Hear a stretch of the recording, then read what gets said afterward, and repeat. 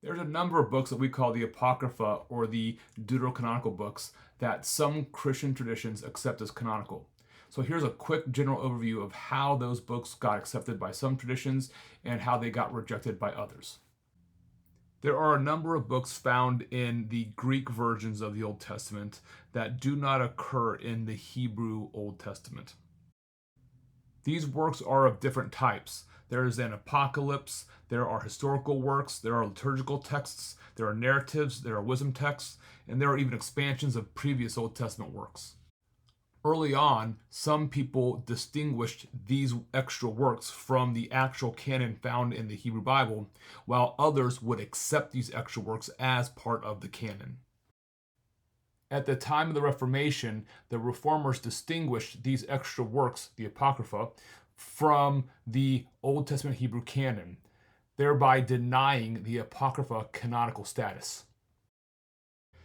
The Roman Catholic Church, at the Council of Trent, declared that these books were actually fully canonical. So today, those of us in the Protestant tradition do not have these extra books in our Bibles because those extra books were never part of the Hebrew Old Testament canon.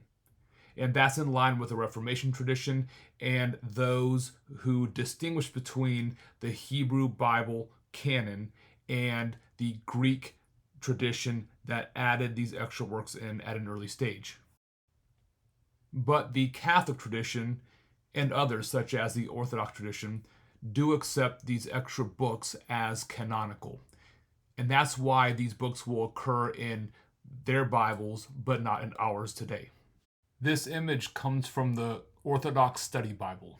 And it indicates that even though the Roman Catholic and Orthodox traditions accept the Apocrypha, they don't agree on the number of books that belong in the Apocrypha.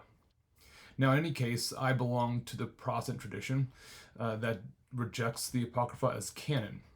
At the same time, though, I think that we should read these books for the same reason that we would read, let's say, the Dead Sea Scrolls or Greco-Roman inscriptions, because along with those types of works, the Apocrypha helps us understand better the context from which the New Testament arose.